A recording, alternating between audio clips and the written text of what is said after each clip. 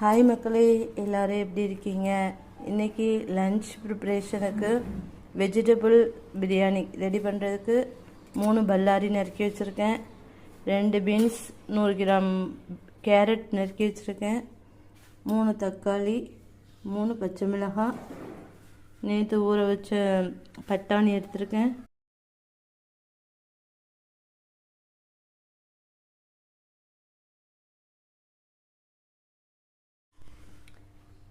Veg biryani ready பண்ணுறது ரொம்ப easy தான்.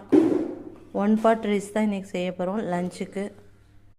வெஜிடபிள் பிரியாணி ரெடி பண்ணுறதுக்கு இந்த கரம் மசாலா 1 ஸ்பூன் அளவு எடுத்துட்டால் போதும். நீங்கள் தாளிக்கிறதுக்கு பட்டை, கிராம்பு, ஏலக்காய் இது எதுவுமே யூஸ் பண்ண வேண்டாம். இப்போ நான் 1 டம்ளர் ரைஸ் தான் ரெடி பண்ண போகிறேன். இதுக்கு 1 ஸ்பூன் ஃபுல்லாக எடுத்திருக்கேன். 1 ஸ்பூன், ஒரு 1.5 ஸ்பூன் அளவு வரும் இந்த அளவு. இதுக்கு ரைஸ், இந்த டம்ளருக்கு 1.5 டம்ளர் ரைஸ் எடுத்திருக்கேன். இதை நல்லா வாஷ் பண்ணி எடுத்துகிட்டு இதுக்கு 4 டம்ளர் தண்ணி வைக்கணும். நல்லா ஒரு குழஞ்சி வரணும்னா 4 டம்ளர் தண்ணி வைக்கணும்.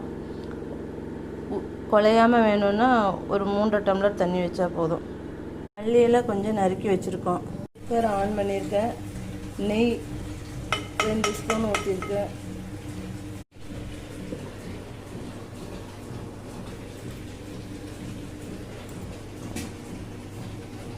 நெய்யில் இஞ்சி போட்டு பேஸ்ட்டு ஆட் பண்ணியிருக்கோம். இது லைட்டாக வதங்கணும். அது கூடவே நறுக்கி வச்ச பெரிய வெங்காயம், தக்காளி, மிளகாய் இதை ஆட் பண்ணியிருக்கோம். நம்ம நறுக்கி வச்சுருந்த வெஜிடபிள்ஸ் எல்லாத்தையும் அந்த இஞ்சி பூண்டு பேஸ்ட்லேயே மொத்தத்தையும் போட்டுட்டோம். அப்புறம் பட்டாணி போட்டிருக்கோம். மிளகாய் பொடி ஒரு 1/2 ஸ்பூன் ஆட் பண்ணியிருக்கோம். கொஞ்சமாக தான் ஆட் பண்ணியிருக்கோம் மிளகாய் சேர்த்துருக்கிறதுனால. மஞ்சள் தூள் ஒரு பிஞ்சு மட்டும் சேர்த்துருக்கோம், லைட்டாக கலர் வர்றதுக்கு.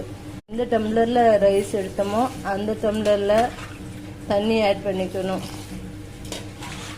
1.5 டம்ளர் ரைஸ் வச்சுருக்கேன், அதனால் 3 டம்ளர் தண்ணி ஊற்றிருக்கேன்.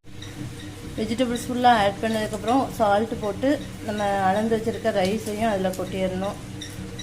குக்கர் க்ளோஸ் பண்ணி ஒரு 4 விசில் விட்டால் போதும், வெஜிடபிள் பிரியாணி ரெடி ஆயிடும். அதான் மக்களே, வெஜிடபிள் பிரியாணி ரெடி ஆயிடுச்சு.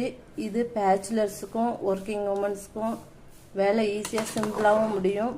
எல்லா வெஜிடபிள்ஸும் சேர்ந்துருக்கிறதுனால குழந்தைங்களுக்கும் ரொம்ப ஹெல்த்தியான ஃபுட்டு. நீங்களும் இதே மாதிரி செஞ்சு பாருங்கள். இதுதான் final output of vegetable biryani. இதோட தயிர் சட்னி வச்சு சாப்பிட்டா நல்லாயிருக்கும்.